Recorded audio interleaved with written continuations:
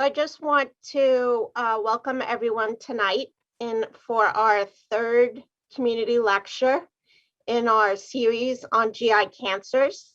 My name is Laura Martello-Rooney. I'll be the moderator tonight. I'm Director of GI Research at SUNY Downstate Health Sciences University. And tonight's topic is on pancreatic cancer and diabetes. We have two great speakers tonight. One giving aspects of medical information related to this topic. And our second speaker is going to give us a research introduction to this topic.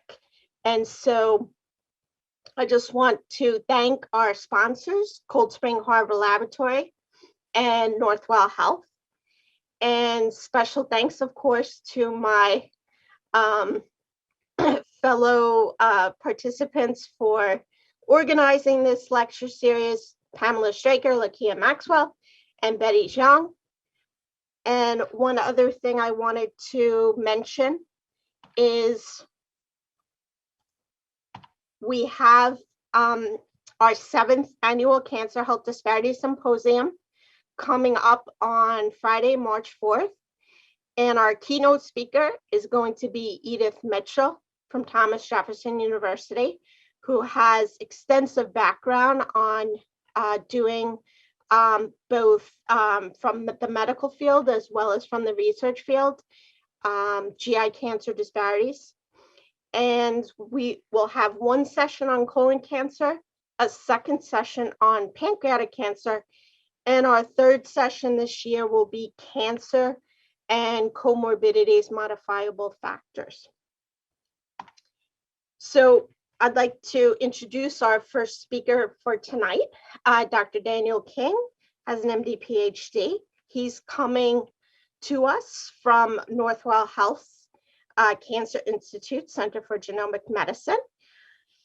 He actually was had a fellowship at the National Institutes of Health as a Howard Hughes Research Scholar and was a PhD student at the University of Cambridge.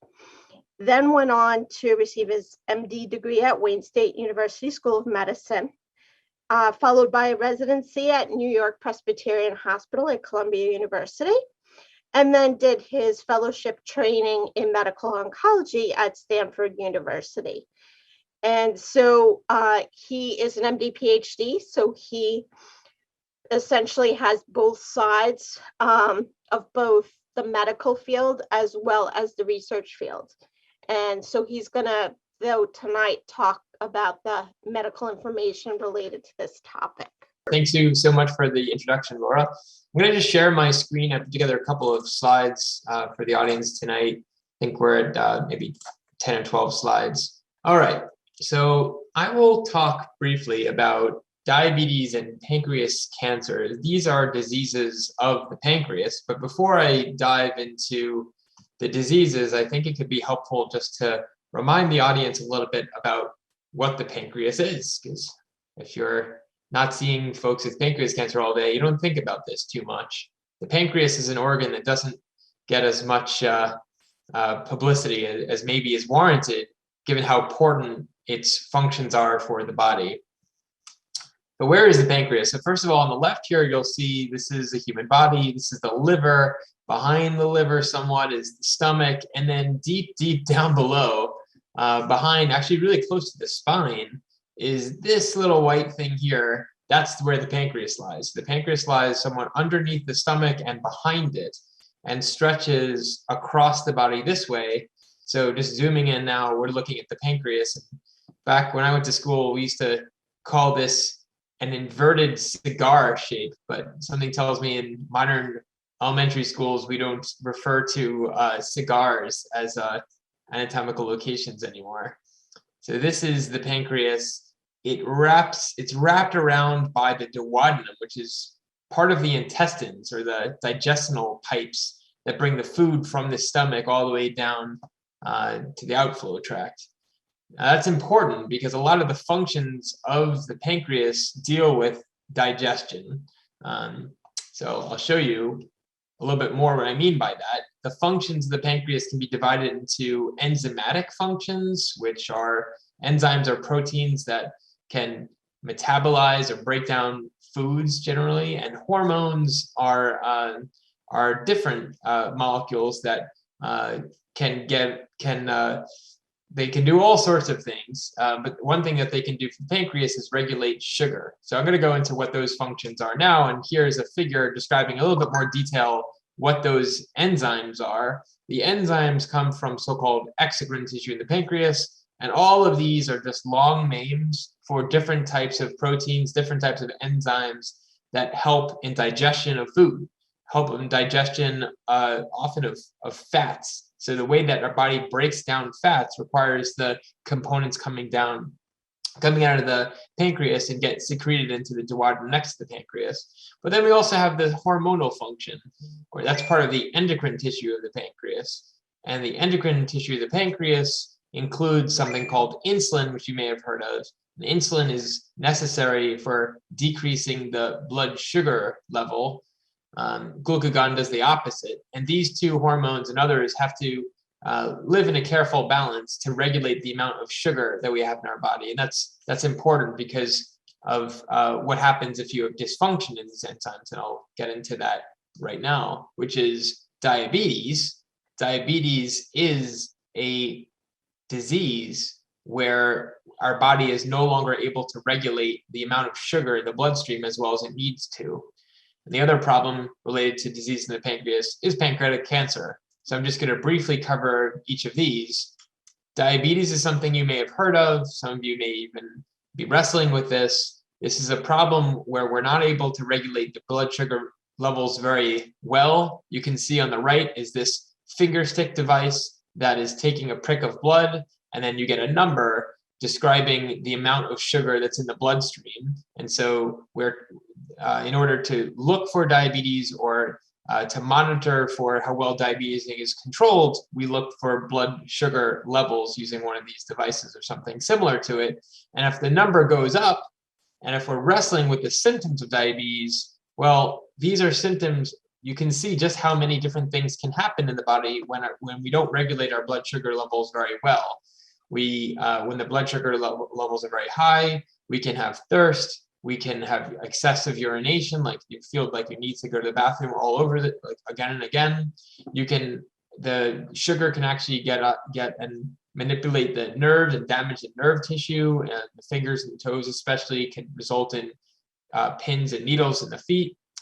So these are all things that now when you go to your primary care doctor, you'll have a screening check they'll look for your blood sugar levels to see if you may be wrestling with diabetes, and then what to do about that. All right, so that's diabetes. That's one of the very important diseases that can come from dysfunction of the normal pancreas functions. The other thing that is important to think about is pancreatic cancer. Now, pancreatic cancer is not one of the most common cancers out there. It's only about the 9th or 10th most common cancer, but it is a deadly cancer. It's very difficult to treat. We're going to go through this a little bit more detail. So again, here's the pancreas, that inverted cigar shape. And what I'm showing here is you can have two different types of cancers of the pancreas. You can have adenocarcinoma of the pancreas, which is by far the most common type of cancer in the pancreas. About 95% of pancreatic cancers are adenocarcinomas. And then you can have neuroendocrine tumors, neuroendocrine cancers in the pancreas, about 5%. So this is the variety that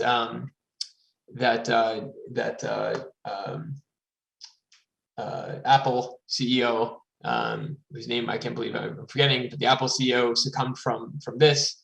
And then this is the variety that took Alex Trebek, for example. So, these are Steve Jobs. There you go.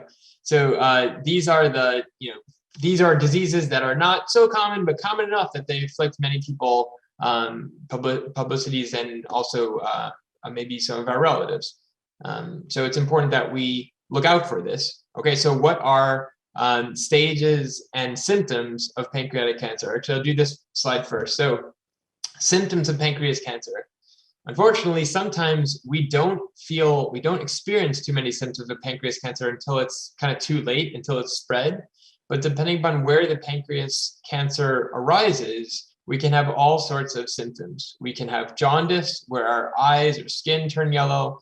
We can have changes in the color of our stool or skin or urine. We can have weight loss. We can have pain if the cancer is growing and pushing on things. So all different types of symptoms that we can arise. We do not do screening for pancreatic cancer generally. And I'll get into that in a little bit slide later. And I hope that one day we will figure out how to properly screen for pancreatic cancer. And so these are the stages of pancreatic cancer. Pancreatic cancer may be localized to the pancreas, in which we're talking about stages 1 or 2 of disease. We use let me move that back over. Okay, we use a 4-tier staging system. We use stages 1 through 3 to describe localized disease, and stage 4 to describe pancreatic cancer that has spread outside of the pancreas. Okay. Now, when the disease arises in just one small spot in the pancreas, we may not feel that at all. So that may grow, and we may be losing weight. Other things may happen before we develop symptoms. Whereas if the cancer starts growing and pushing on things is when we may identify this. Now, pancreatic cancer can be found at many different stages. About half of patients are diagnosed already with stage 4 disease, which just describes how challenging of a problem this is. If only we could figure out ways to find it earlier than we might when it's resectable and we can remove it, then I suspect that's what we're going to need in order how to improve outcomes. So in terms of the treatment of pancreatic cancer, I just mentioned this briefly. Now, if the disease is localized to the pancreas, so early stage 1 or 2 disease, then we have a chance at removing it. Okay, so surgery is the treatment modality we have that could be curative. It is the only thing that we can do that can be curative. We remove it and then give a little bit of chemotherapy afterward as an insurance to destroy any cancer cells that may have escaped where the pancreas is. And sometimes we even include radiation. So unfortunately, not many folks with pancreatic cancer are diagnosed at the time of resectable disease. Most patients are diagnosed with inoperable pancreatic cancer. And so we need to use what we say systemic treatment options. So chemotherapy, basically. Chemotherapy can get everywhere in the body, and wherever those pancreatic cancer cells are growing, then the chemotherapy can hopefully improve treatment and allow people to live longer with the disease, maintaining a quality of life. All right, so what can we do to try to improve where we are with pancreatic cancer? I had mentioned to you, many of our folks are getting diagnosed with metastatic disease, which is not curable. So whatever we can try to do to improve our detection of pancreatic cancer while it is still localized is a worthy endeavor. And so smart people have been thinking about this. And we have the PanCan organization, which is one of the major organizations in the country that invests pancreatic cancer research, invests money into pancreatic cancer research, and they have a trial, an early detection initiative, which is looking specifically at this. How can we try to identify folks who may be at risk of developing pancreatic cancer before they have true pancreatic cancer, before they have stage 4 pancreatic cancer, right? Okay, so this study is taking patients who have newly diagnosed diabetes. Okay, now why is that? That's because patients who have diabetes, right? I had just mentioned to you that the pancreas, one of the important functions of the pancreas is to regulate blood sugar levels. So while we may not experience direct symptoms of a pancreatic mass, a pancreatic cancer mass that's growing, pancreatic cancer can disrupt, dysregulate the way that we are processing sugars. And so, in fact, people who have diabetes are at increased risk of developing pancreatic cancer. So this may be a high-risk subgroup that we can try to screen and identify pancreatic cancer in this group. And so that's what this is doing. This is taking, it's planning to take a large group of people, some 12,000 people, and randomize them. And for those patients in the intervention arm, they are using a risk score based on several factors listed there at the bottom, and imaging and blood markers to try to understand if there is a subgroup of patients that could benefit from enhanced screening and thus identify pancreatic cancer sooner, so that maybe these are folks that could undergo an operation if it's detected sooner rather than if it's detected later when a surgery is not possible. So this is one example of what we can potentially do to improve our care of pancreatic cancer. And then the second and last thing I'll mention, and this is really a segue into Amber's talk, is something called the Polyethic 1000 study, which is a joint effort between Northwell, Downstate, and the New York Genome Center. It turns out in New York City, we have one of the world's top DNA sequencing centers, and we're all coming together to try to understand for Black Americans, why is there an increased risk of getting pancreatic cancer, and why is the pancreatic cancer that they receive, why is it just harder to treat? Why are outcomes not so good? And that is unfortunate. That is an unfortunate reality. Is we need to do better for everyone with pancreatic cancer, but including minority populations. So we're trying to understand what is it, what is special, what is nefarious about the tissue, the cancer itself, the biology in patients who are African American. And so this is a collaborative effort that is sampling tissue and then sending it off to sequencing so we can learn. So the participation in research really does helps researchers and scientists and clinicians help us understand how we can better detect and better treat pancreatic cancer. So with that, I'll wrap up and let me transition over to Amber. Thanks. Actually, Dr. King, did you want to take some questions first? Yeah, I'm happy to. If there's any questions now, sure. Sure. Lakia, are there any questions in the chat? I can actually ask a question.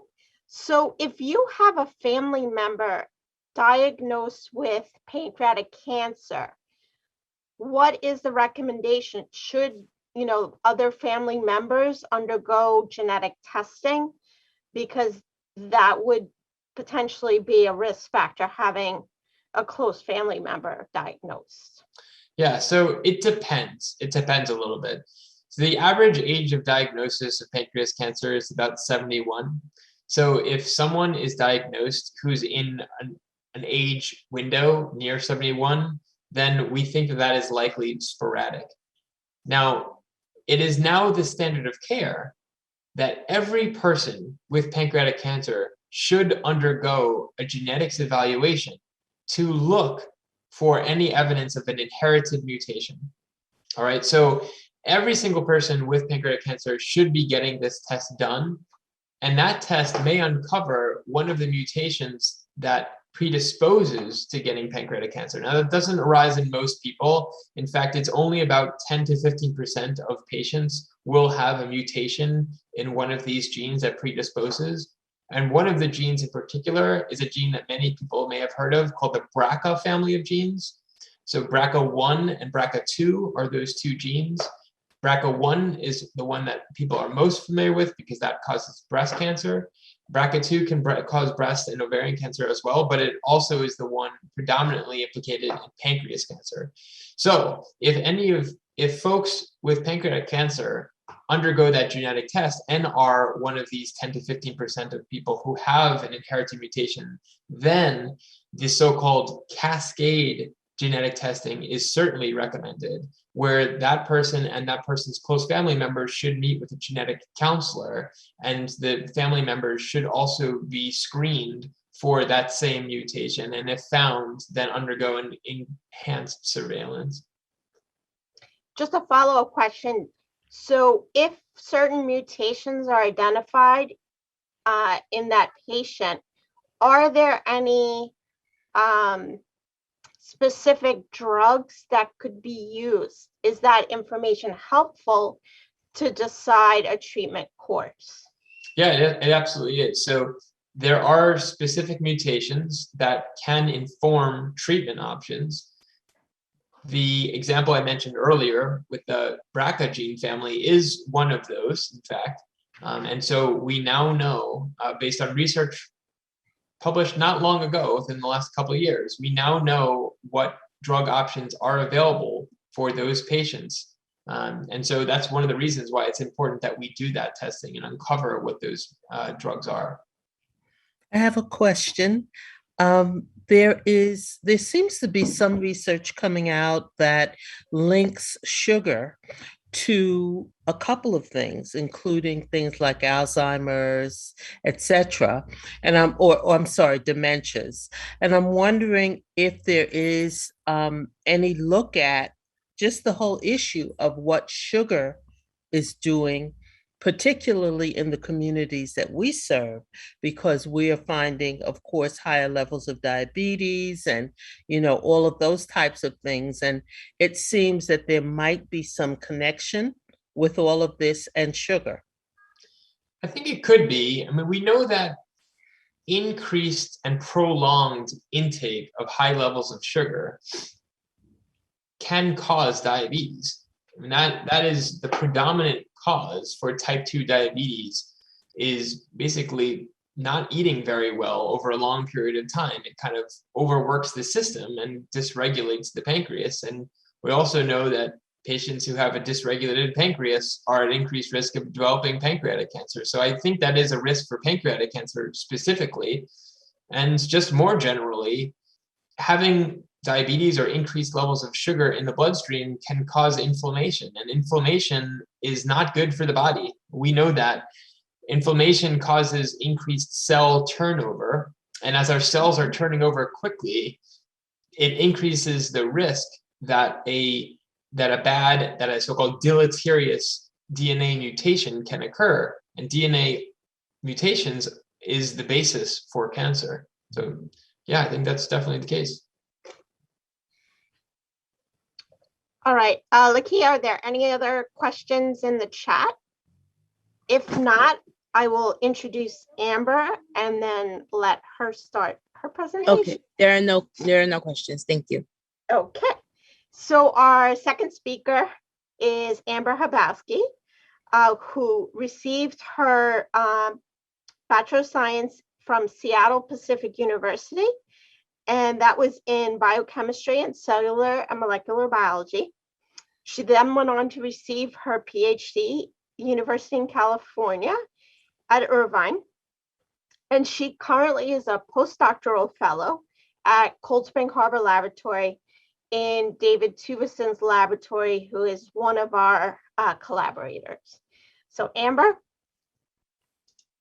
Great, thank you. Let me pull up my slides here. All right, thank you. So I'm excited to follow up on Dan King's talk. I work pretty closely with Dan King, and he's been a great collaborator. And I think he's really kind of laid the stage of giving you a little insight into what happens outside of the clinic and kind of on the back end of things.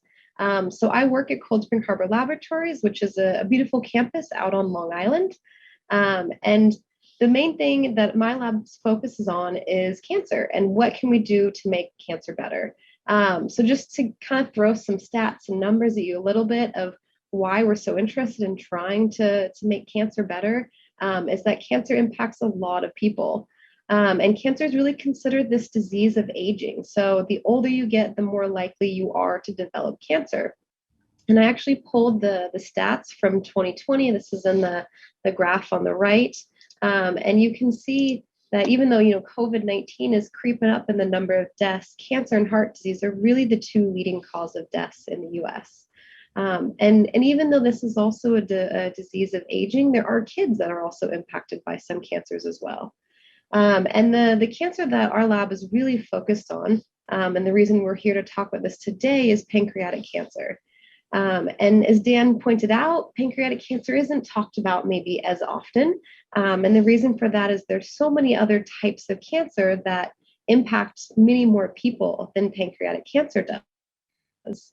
But pancreatic cancer in particular is a really brutal cancer. And the main reason for that is the poor survival and really minimal treatment options that patients have. So right now, across all stages, the average survival is only 6 to 10 months. And the 5-year survival rate, so the number of patients that actually survive 5 years after diagnosis, is 10%, which is really quite horrible. And we want to do what we can to try to make that a better outcome. And one of the main reasons for the horrible outcomes here is what Dan alluded to, is many of these patients don't realize they have pancreatic cancer. The symptoms aren't as obvious. They're kind of minor generic things. And so they end up being diagnosed with really late stage. So this chart here is showing you that 53% of people diagnosed with pancreatic cancer are already diagnosed with a distant metastases or kind of a late stage disease that can't be treated with a resection. And so as researchers, this really bothers us. We want to improve this. We want patients to have better outcomes. And so we need to kind of ask this question of, well, what are our goals for cancer research? And our big goal, of course, is to cure cancer. But that's, a pretty big, lofty goal. So if we break that down a little bit more, what are our realistic goals here? Early detection, especially in pancreatic cancer, is a big one that a lot of folks are working on. Improved therapies, less side effects of those therapies, improving the quality of life, and just overall better survival. And I will say a lot of researchers that have come before me have made a big impact on this. So if you just look at the number of cancer survivors in the US and the percent of the US population that's a cancer survivor, these numbers have been steadily increasing over time. And this is just thanks to a lot of money being funded into cancer research and a lot of researchers that have really devoted, their careers and their lives to trying to improve this. So this is all good, but the next kind of question and what I think will be fun to share with you guys is, how do we actually study cancer? How do we do this in the lab? And one of the important things we do is we use something called a model system. So as much as we want to study cancer in the human body, that's sometimes a little bit challenging. And so we use model systems to actually study the human cancer, but outside of the human body. And one of the really common model systems is something called cell culture. And so what this is if we take cancer cells from a human cancer, we're able to sometimes grow them in a dish on plastic. And this is an image of what some of these cancer cells look like. And we can zoom in a little bit more and you can see these are individual cancer cells here. They have some structures inside of them, but you can see they grow quite nicely. They adhere to the dish. And we can grow these in a lab really pretty easily. And these are a great model system to study some fundamental cell biology questions. And just to give you a little bit more of an idea of what this actually looks like, these are the dishes that we grow these in. And so these cancer cells will stick to the plastic on these dishes. And this pink stuff in here, red stuff, is actually the nutrients or the media that we feed them. So this has all of the sugar, all of the other nutrients they need to really grow. Now, this is a great starting model system to study some of the basic biology, but we then want to go into some of the more complex model systems. And this is where we use animal model systems. There's things like Drosophila or fruit fly, C. elegans or worms, and even zebrafish that have been really instrumental in some of these genetic experiments, looking at the genetic or DNA basis of cancer. And then more advanced studies are done with mice or rats. And this is a really good precursor to test maybe how drugs will respond in vivo in a body. And the idea behind this is we start off with some basic research in cell culture on those dishes, and we move into more translational research, maybe looking at mice, and then eventually we'll get to the human subject. And it's kind of this trajectory as you increase complexity of your cancer model, you can progress into more clinical and translational research. Now, one of the things that's also good to point out is there's lots of ethical regulations also involved in this. So as much as we want to help humans along the way, we don't want to harm animals in an unethical way. And so there's a lot of regulations we do to make sure everything is done appropriately. But one of the things we would love to be able to do is find a way to go from this basic research, maybe without going through some of these animal models, and actually have a system that's a little bit more similar to the human body, but still allows us to do this in vitro in a cell culture system. And one of the new systems that's come out is something called an organoid. So you can think of this as like a little mini organ that we're able to grow in the lab. And since this technology first came out, we've been able to adapt and develop these organoid systems for many different tissues and organs. And in our lab, one of the ones we've recently developed is for the pancreas. So we can grow pancreatic organoids from human or mouse in the lab. And this is kind of a little idea of what these look like. You can imagine these are like a little 3D structure of cancer cells. And this is a diagram of them over here, this little 3D structure of a cancer cell that's in a matrix. And then you have that media or nutrient that's around it and bathes it in the food that it needs to grow. So in the research that we do, we'll establish these organoids actually from donated patient tissue. So we'll collect tissue if someone undergoes a pancreas resection or a biopsy from either the primary tumor or a metastatic lesion. And in a few months, we'll be able to develop these cute little organoids. And this image over here gives you an idea of kind of what this might look like. In this case, we had one little tiny baby organoid we were able to start from, and we could expand and grow this to create a larger culture of these organoids. And what's really interesting is even just on this level of looking at the organoids, we can start to see differences based on each patient. So some patients might have organoids that grow really well. Other patients might not grow as well. And some of them might have a larger structure or a smaller structure, and they will look a little bit differently. And then once we have these models established, one of the exciting things we're able to do is actually look at personalized medicine. So as I said, these patient-derived organoids are created from one single patient's tissue. And so we can use these organoids to look at different therapies. And so the idea is we can test different therapies. We can look at some sequencing, looking at the mutations, looking at other RNA sequencing, and start to understand and profile this individual organoid that represents a single patient's tumor.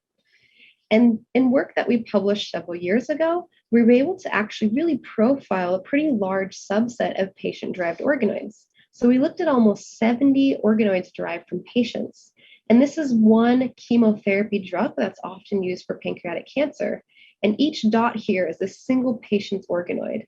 And we could look and see that some of these organoids are more sensitive to a therapy, so they would respond really well. But in other cases, some of these organoids are quite resistant. So we wouldn't predict that the patient would respond very well since the organoid didn't respond very well. And really, the overarching idea is how do we determine what are the best therapies for each patient?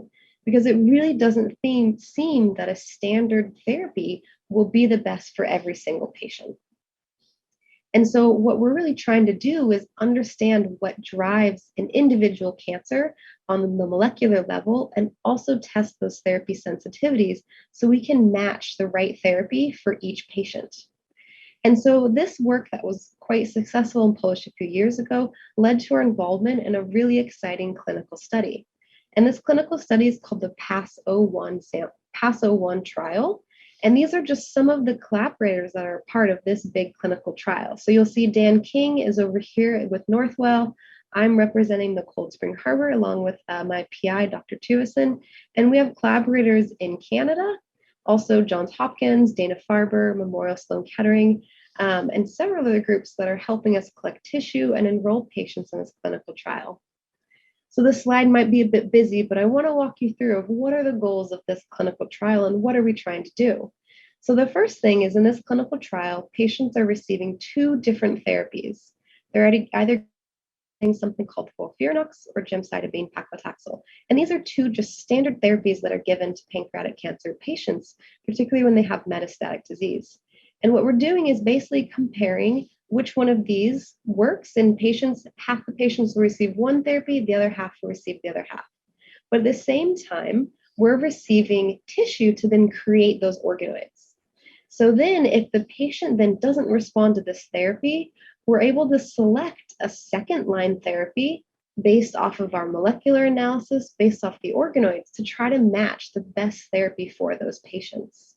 And this will also give us an idea of how good are organoids at predicting what will happen with these patients. So based on the organoid data, we can predict, will they respond to this therapy, will they not? And we're able to test that in real time. So right now we've enrolled a little over 40 patients in this It's really been in the past year that we've picked up and been able to recruit more patients. And for our organoids, we've had about 65% of them successful. So that means sometimes we might get tissue and we're not able to make organoids from them. In some cases, that's because it ended up being the tissue we got wasn't actually cancer. So that's actually really great news for the patient that they didn't actually have a cancer. In other cases, we don't quite know why organoids failed, and we're still trying to figure that out a bit more. But in several cases, we're able to actually do therapeutics and therapeutic screening on these organoids. So I'll show you a little bit of what this pipeline looks like. So as I mentioned, our first step is really to generate those organoids, and this can take a few months. We might go from just the one little organoid and expand it. Once we've been able to establish those organoids, we can actually do our drug screening. We look at 123 different drugs for each organoid that we look at. And at the same time, we continue to biobank and establish these organoid lines. And that enables us also to go back later on and do additional experiments on these organoids. So say we find that they have a really interesting resistance to a drug, we could go back in and study those organoids to try to understand why they're resistant to a drug. And then finally, we do analysis. And with this analysis, we can determine what are the resistances and the sensitivities and use that to try to predict what will be the best therapy that responds well in this organoid, and then we predict that the patient would respond well.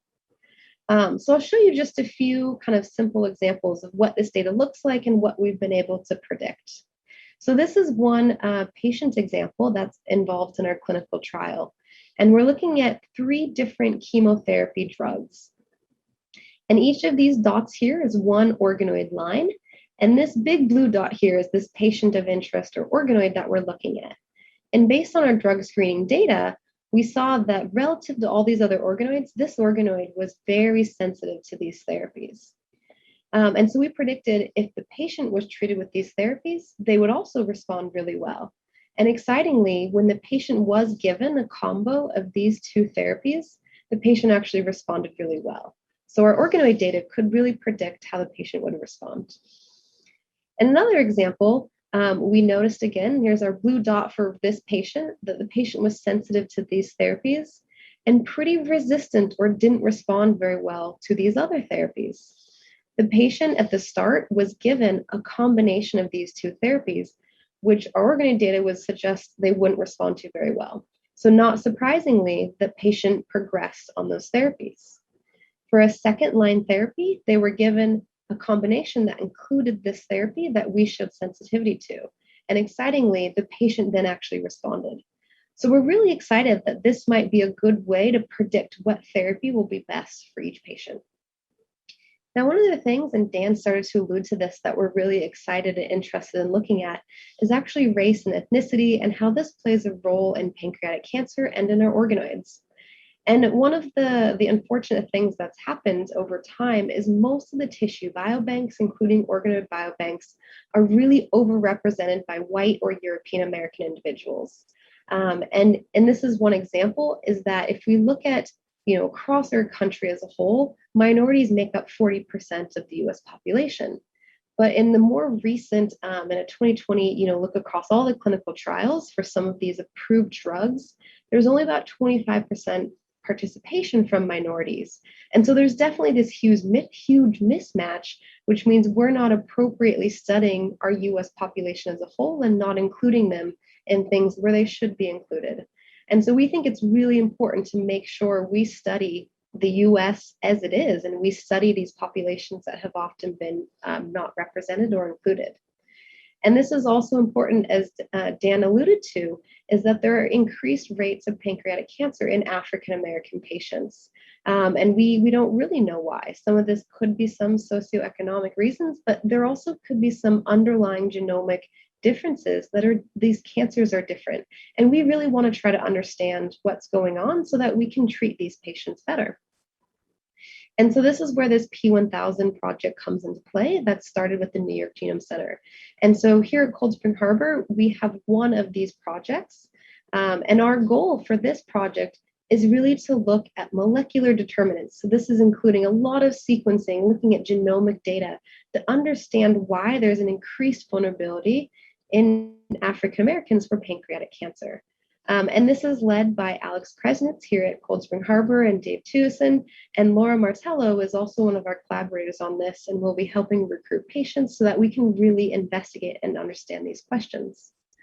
So the overview and goal for this project is we'll collect donated tissue from both Northwell and also Downstate from 50 African American patients. We'll then develop these organoid models that are individual for each of these patients, and they'll undergo therapy testing. We'll look at a bunch of sequencing, so DNA sequencing to look at mutations, RNA sequencing to look at gene expression, and then we'll probably go back and do some further experiments to look at some of the mechanisms of resistance or what's going on in these organoids. And the idea really is we'll end up doing just very extensive sequencing of these organoids to really investigate why is there a higher incidence rate, a lower survival rate, and what can we do about that? So one thing to explain a little bit further that I wanted to point out is something that we have found previously when we've looked at some of the African American organoids that we already have in our biobank. And what we actually found is there's some of these organoids have a slightly increased resistance to certain targeted therapy. So let me back up and kind of explain what that means. So if you have a cancer organoid growing here, these cancer organoids have many signals that enable them to grow. So say you have an activated signal that comes in, and then as these are cancer cells that causes them to increase their growth, increase their survival. So if you have an organoid that's sensitive to a therapy and you treat them with that therapy, that will then cause them to have a decreased growth, decreased survival, and they'll probably die. But if you have a resistant organoid and you treat them with this inhibitor, they don't care about the inhibitor, they're resistant to it. So they will then maintain growth and survival. And so what we actually found when we looked at our African American organoids versus some of our non-African American organoids, we found the African American organoids actually had more resistance to certain therapies. So this is showing you a bunch of different organoids. Each bar is an organoid here.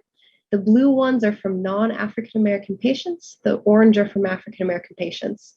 These are the most resistant ones. These are the least resistant ones. And what you'll see is there's a lot more orange bars on this side, which means many of these African American organoids were more resistant. We can look at this data a little bit different way with the box plot. And you can see these, the black box plots here, which represent the African American organoids, are shifted higher than the non-African American organoids, which shows they're more resistant. So we're really trying to understand why is this the case? And if we can understand why it's the case, we might also be able to treat these patients better going forward. So we have a lot of work to still do on this, a lot of work for continued enrollment and tissue donations from patients, especially minorities, organoid generation, therapy screening, and we really want to expand our retrospective analysis of patient outcomes. I showed you a few examples today, but we want to be able to look more broadly at how well does our organoid data predict patient outcome. We also want to improve our organoid model establishment rate. We have some patients where we just can't make organoids from, and we really want to be able to make them from as many patients as possible so that we can do that therapy screening and offer results to more patients. And then also too, as I showed you in the two examples with those patients, they both had therapies they were sensitive to that we could recommend as maybe a treatment. But in some cases, we have organoids where they just have a lot of resistance. And so we want to investigate why are those ones resistant and what can we recommend to overcome those resistance to find ways to still target and kill those cancer cells. And really, our long-term goals are to improve pancreatic cancer outcomes for all patients, meaning all races, ethnicities. We really want everyone to have a better outcome and not have pancreatic cancer be a death sentence, because currently it is a bit with how short the expected lifespan is. So with that, I will say thank you to the many people that are involved in this work. A lot of research takes a large village to do. And so there are many people here at Cold Spring Harbor and many of our collaborators at Northwell Health, the P1000 team or Paso One team that are involved in this work. And we get a lot of support from the Les Garden Foundation. This was actually at a recent event, a walk that was held. And this is many members of the Tuason Lab. And this is actually a pancreatic cancer survivor that we got to meet. So really at the end of the day, we do this for the patients. We're all, of course, scientists and interested, but it's really the patients that we, at the end of the day, want to help. So with that, I'd be happy to take any questions. Great. Thank you very much, Dr. Hubowski. Lakia, are there any questions in the chat? There are currently no questions in the chat. Okay, I have a few. Lay them on me, Laura.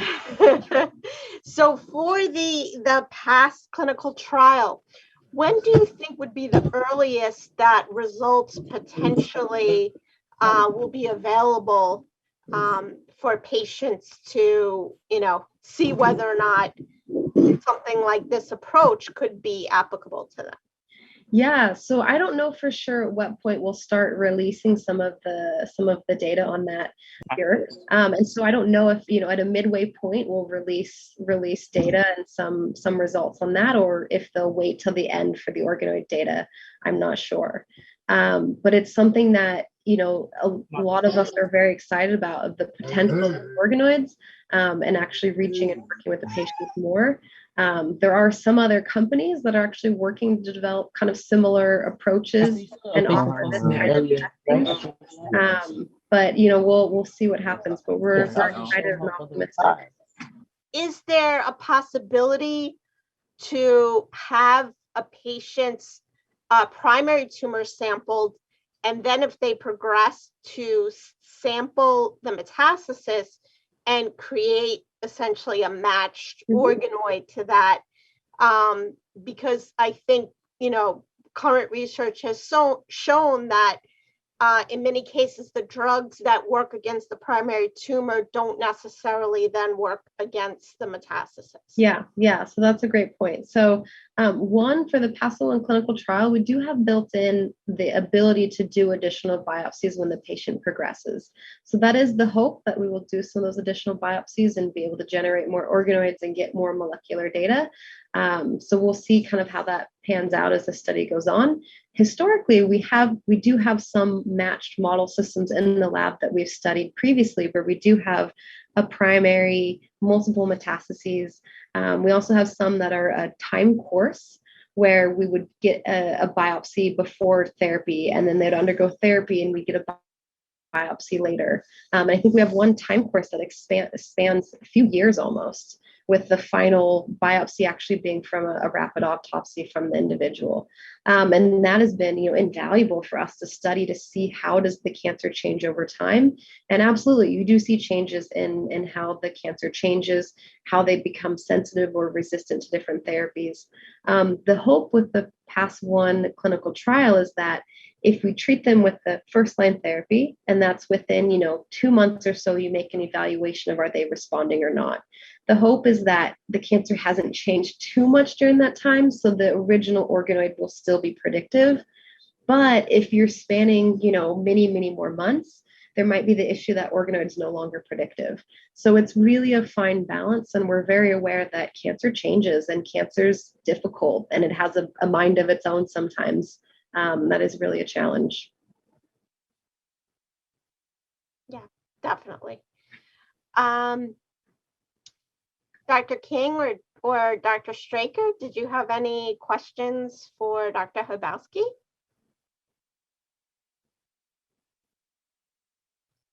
You're muted, Pat. So for people who are interested in participating in your clinical trial, how do they get involved?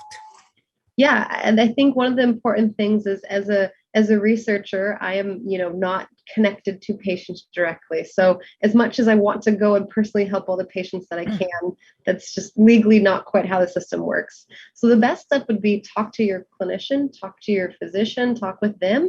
I think for the PASO-1 clinical trial, if you're not at one of our collaborating sites, it's going to be probably not possible. But if you are at one of our sites, if you are at Northwell, or for the P1000, if you are at Downstate, talk with your clinician, get in touch with, Dan King, if you're at Northwell, Laura, if you're at Downstate, and they can funnel you in and kind of get the ball rolling on that.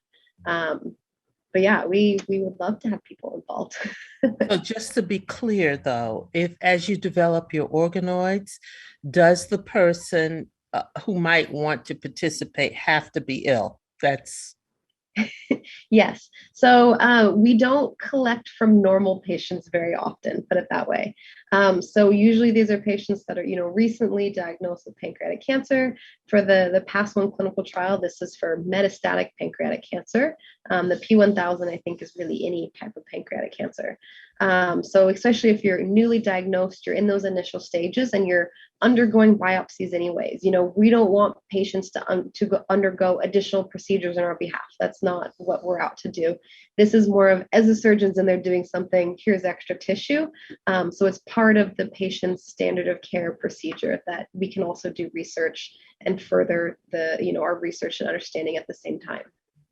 so. Dr. King mentioned that there appears to be a connection between those first diagnosed with diabetes.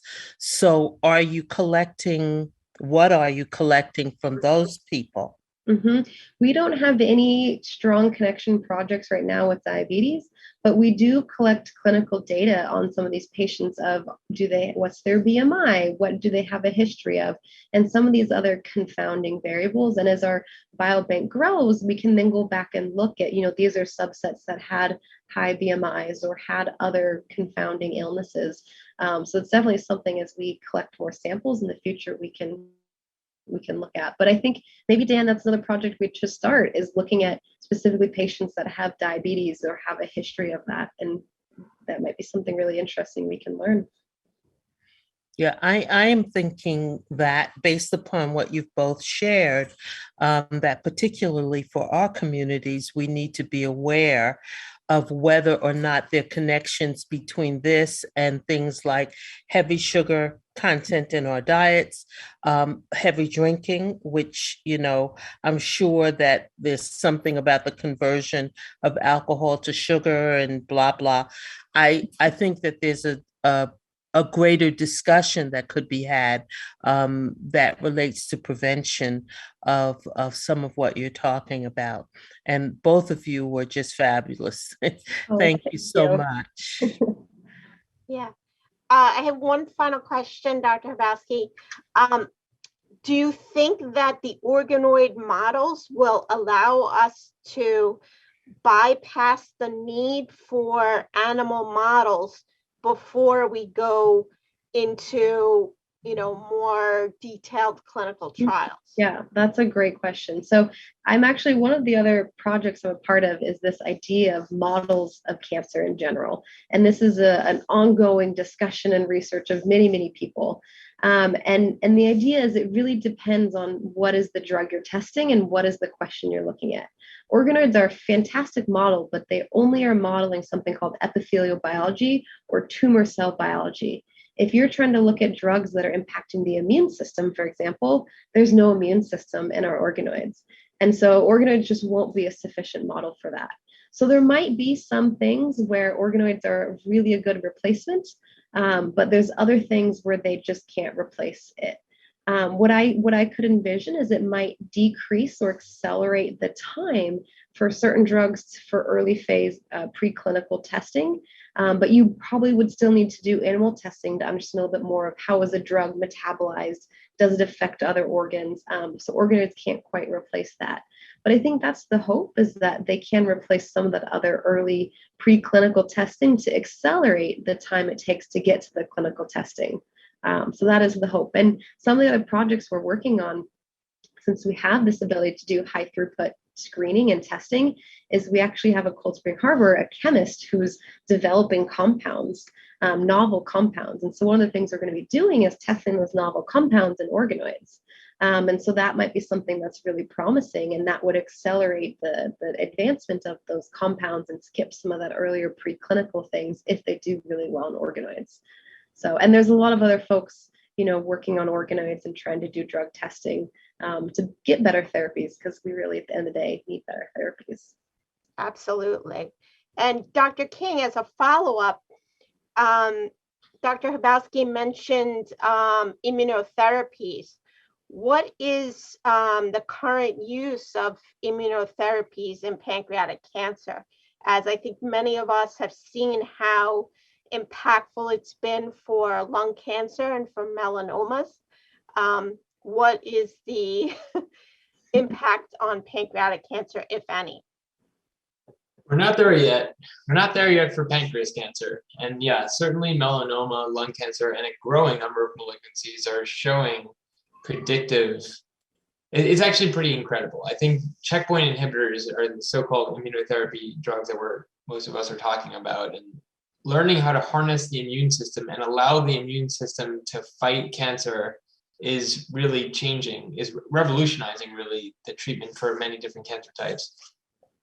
Because pancreas cancer has been so notorious and so challenging to treat, many have wondered whether immunotherapy could help. And lots of research has gone into this. And so far, the results have been pretty disappointing. At the last large national committee meeting that we had, we saw that really adding immunotherapy to standard drugs was not helpful. And so we're still looking for the combination of, we still think that there's probably a subgroup of patients that are likely to benefit from immunotherapy.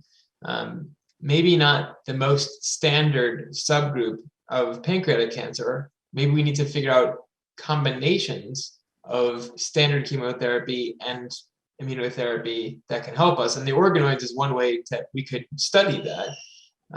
The other thing is, as I was mentioning before, that there are some patients that have mutations, particular mutations. Before I mentioned the Braca gene family, there are subgroups of pancreatic cancer, we call them defective and mismatch repair, where the tumor's DNA repair system is out of whack. And there are other genes, ATM, that have mutations that we think could make the cells vulnerable to immunotherapy. And so those are all being studied now. And if the results are promising, then that will be the standard of care to use immunotherapy for those subsets. I will say that one thing that is on the horizon, and an exciting horizon for pancreas cancer, is not so much immunotherapy, which hasn't proven its weight yet, but the gene that is most commonly mutated in pancreas cancer is called the KRAS gene. And we are now learning how to use a drug to combat that defective gene. Inhibitors specifically targeted for that gene. Now, we're not quite there yet. The drugs that we've invented work only on specific mutations in that gene, which are not so common in pancreas cancer. But I think we're kind of at a watershed where now that we've learned how to fight particular mutations, we're going to blossom in terms of expanding the, more broadly speaking, a diverse group of mutations in the KRAS gene. And when we do that, I think we will develop specific inhibitors to KRAS, and those will become widely used in pancreas cancer. So I'm hoping that we're going to be there 5 or 10 years from now. Yeah, and correct me if I'm wrong, but I think pancreatic cancer essentially has greater than 90% patients have the KRAS, one of the KRAS mutations. So this really would be one of the top targets for us to continue to investigate. It's absolutely correct. I mean, many cancer types don't have that level of ubiquity, that sense of you find a mutation almost every single patient. There's very few cancer types like that. So I'm hoping that eventually that ubiquity will be the Achilles heel that will allow us to use these inhibitors broadly in pancreas cancer. And so there's a lot of money and research now going into trying to develop these KRAS inhibitors for pancreas cancer. I think what's also crazy about it is I would say for many, many decades in the past, people have tried to target KRAS and it's been considered undruggable because no one's been able to do it. So it's really with, smarter minds, more money, and some innovative ideas that we've been getting closer. So hopefully some more brains can push it forward. Definitely. And a follow-up question. So Dr. Hubowski, the majority of your drug screening was on single agents. Mm-hmm. Do you ever plan in the future to, as Dr. King had alluded to, these combinations in testing the organoids? So we actually do combinations quite frequently. I just didn't really talk about it too much, but we actually do some of the standard of care combinations, because most of the standard of care chemotherapies are not done as a single therapy. They're done with like multiple combinations. So we regularly test those. And we've also done other things where we'll take some of the really resistant organoids that we've seen based off of the first drug screening, and we'll layer them with a really low dose of another drug that we might think will help. And some of those combinations have been really promising. And we've actually done this for some of our PAS1 patients as recently as just a few weeks ago. And the clinicians actually took that under consideration as they were choosing the second line therapy. So these are some of the ways we are trying to combat those resistant organoids, is with combination therapies. And the idea is, if you have multiple signaling pathways that are pushing for growth, if you inhibit one a little bit and you also inhibit the other one, that might be enough to kill off or to damage that cancer cell. Whereas if you only inhibit one, it just relies on the other one to help it grow. So yeah, we're hopeful that some of these combo therapies will be helpful. Yeah, I think unfortunately it's rare that there's a single chemotherapy that's curative. Yep. So I think most of us realize that combinations will be really the necessity. So having both the clinical trials that Dr. King was talking about, as well as now this essentially 3D model screening, really is the future. Yeah. Lakia, are there any questions in the chat? There are not. Okay. Any other questions, Dr. Straker?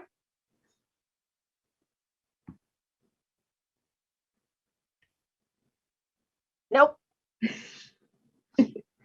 I'm sorry, I was muted again. I have no further questions. Okay. But I do want to thank both of you, because this was very informative.